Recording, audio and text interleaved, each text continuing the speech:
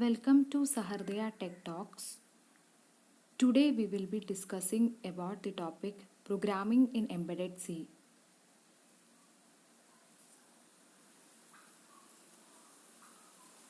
These are the contents covering in this lectures. The topics include C and Embedded C, compiler and cross-compiler, keywords, identifiers, data types, storage classes, arithmetic operation, and logical operation. We have already discussed that embedded programming is used for providing information to microcontroller and similar devices for their working. Whenever the conventional C language and its extensions are used for programming embedded systems, it is referred to as embedded C programming. Now, you will be thinking what is the difference between C and embedded C. So, let's move out to our first topic. Our first topic is C versus embedded C. We all know C language is a procedural language. It is a standardized general purpose programming language, whereas embedded C is a subset of conventional C language. In embedded C, we cannot access all the instructions of C language. The second point is in C language we use compiler, whereas in embedded C we use cross compiler. These topics will be discussed later in this lecture. And the third point is the C language is independent of hardware architecture, whereas the embedded C is dependent on hardware architecture.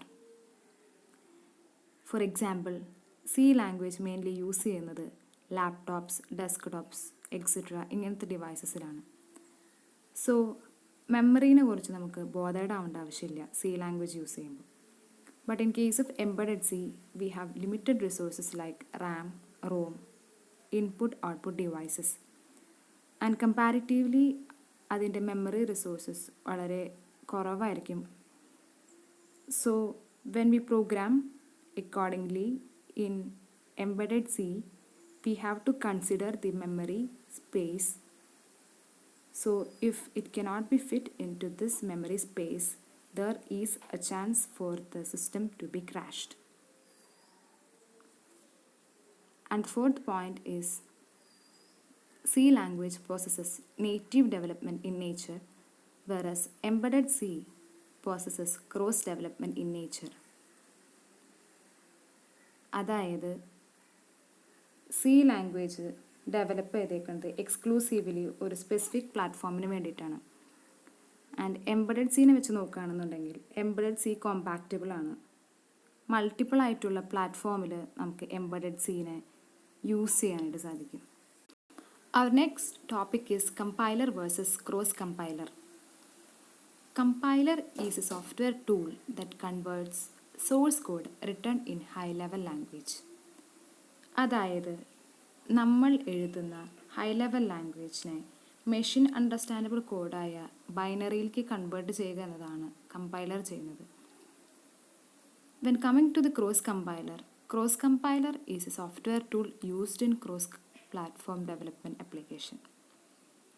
ഒരു compiler വേറെ പ്ലാറ്റ്ഫോമിൽ execute ചെയ്യാൻ കഴിയുന്ന കോഡിനെ create ചെയ്യാൻ കഴിയുന്നുണ്ടെങ്കിൽ ആ compiler എന്ന് പറയുന്ന പേരാണ് cross compiler. For example, Windows 7 run ആവണ കമ്പൈലർ ആൻഡ്രോയിഡ് സ്മാർട്ട് ഫോണിലും റൺ ചെയ്യാൻ പറ്റുന്ന കോഡ് ജനറേറ്റ് ചെയ്ത് കഴിഞ്ഞാൽ ആ കമ്പൈലറിന് പറയുന്ന പേരാണ് ക്രോസ് കമ്പൈലർ.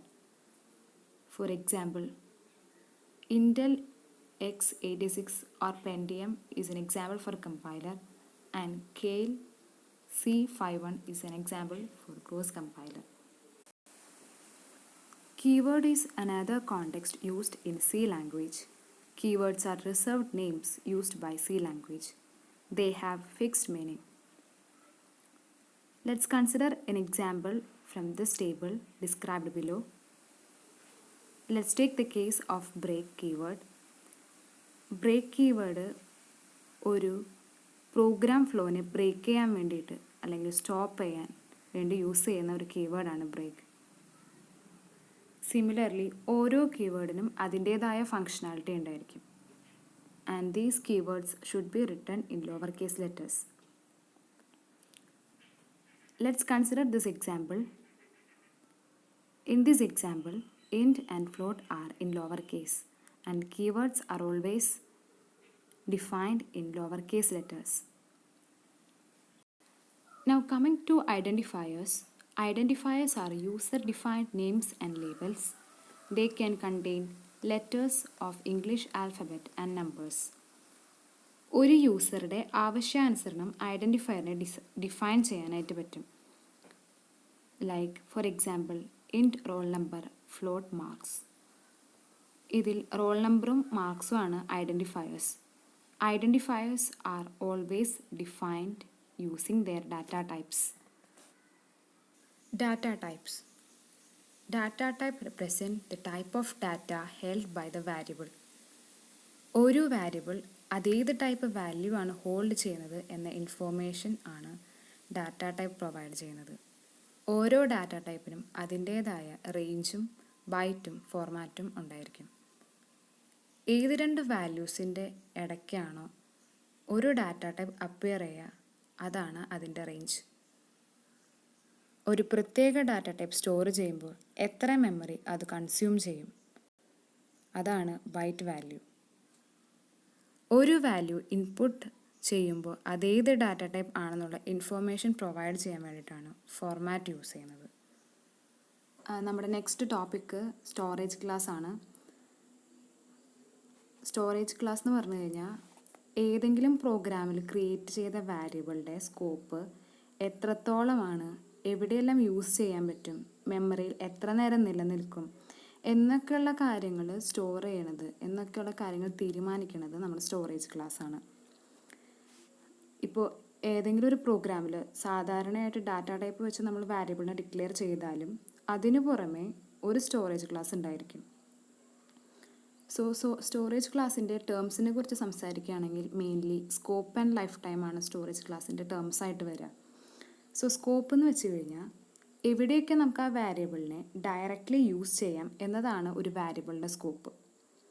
ഇനി ലൈഫ് ടൈം ആണെങ്കിൽ ഒരു വാല്യൂ എത്ര നേരം നമ്മുടെ പ്രോഗ്രാം എക്സിക്യൂഷനിൽ ഉണ്ടാവും, അതായത് ഒരു പ്രോഗ്രാമിൽ അലൈവായിട്ട് എത്ര ടൈം ഉണ്ടായിരിക്കും, അതാണ് ഒരു വാരിയബിളിൻ്റെ ലൈഫ് ടൈം. 4 രീതിക്കാണ് സ്റ്റോറേജ് ക്ലാസ്സിനെ ഡിഫൈൻ ചെയ്യുക.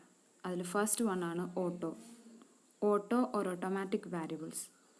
ഓട്ടോമാറ്റിക് വാരിയബിൾസിനെ ഡിക്ലെയർ ചെയ്യാൻ വേണ്ടി ഉപയോഗിക്കുന്ന കീവേഡാണ് ഓട്ടോ. ഒന്നുകിൽ നമുക്കതിനെ ഡാറ്റ ടൈപ്പിന് ഫ്രണ്ടിൽ ഓട്ടോ കീവേഡ് യൂസ് ചെയ്തിട്ട് ഡിക്ലെയർ ചെയ്യാം, അല്ലെങ്കിൽ ഡിഫോൾട്ടായിട്ട് വാരിയബിൾ ഡിക്ലെയർ ചെയ്യുമ്പോൾ അത് ഓട്ടോ ആയിട്ടാണ് കൺസിഡർ ചെയ്യുക.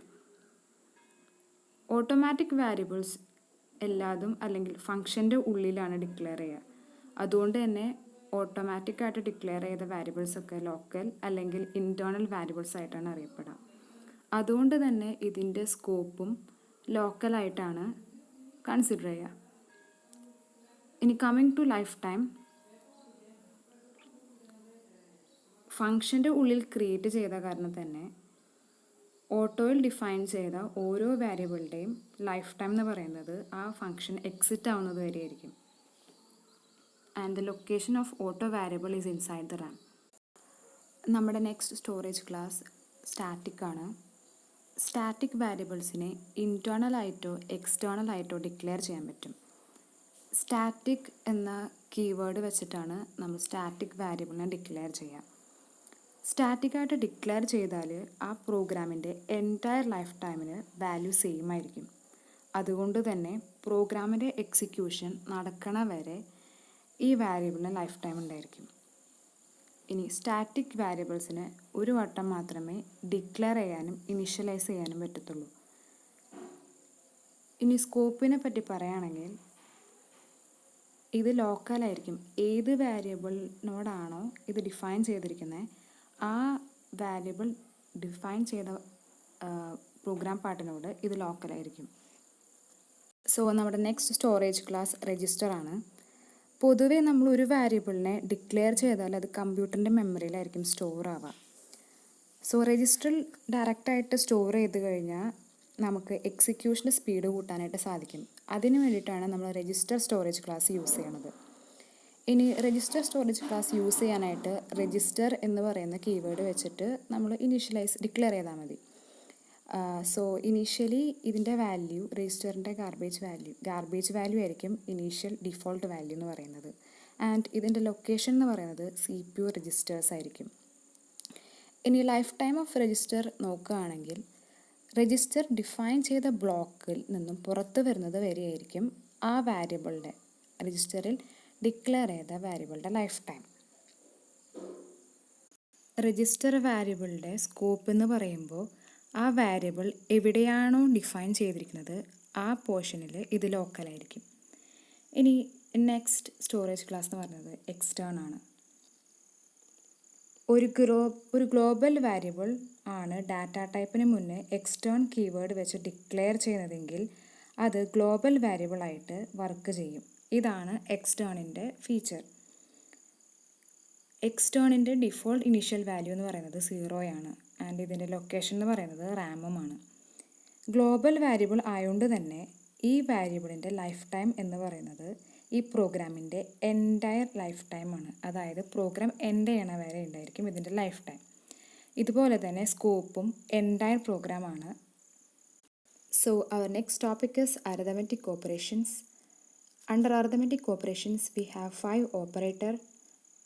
They are plus operation for performing addition, minus operator for performing subtraction, multiplication operator for performing multiplication, division operator for performing or for finding quotient, and modulus symbol for finding the remainder. Last topic, logical operations. We have basically 3 logical operators. They are logical AND, logical OR and logical NOT. Logical and എന്ന് പറഞ്ഞു കഴിഞ്ഞാൽ എല്ലാ ഇൻപുട്ടും true ആണെങ്കിൽ മാത്രമേ output true ആയിരിക്കുള്ളൂ. Logical or എന്ന് പറഞ്ഞു കഴിഞ്ഞാൽ ഒന്നിൽ കൂടുതലോ ഇൻപുട്സ് ട്രൂ ആണെന്നുണ്ടെങ്കിൽ ഔട്ട്പുട്ട് ട്രൂ ആയിരിക്കും. ലോജിക്കൽ നോട്ട് പറഞ്ഞു കഴിഞ്ഞാൽ ഓപ്പറൻ്റ് എന്താണോ അതിനെ കോംപ്ലിമെൻറ്റ് ചെയ്യും. അപ്പോൾ ഇത്രയും കാര്യങ്ങളാണ് നമ്മൾ പ്രോഗ്രാമിംഗ് ഇൻ എംബഡഡ് സി എന്ന ടോപ്പിക്കിന് കീഴിൽ പഠിക്കുന്നത്. Thank you.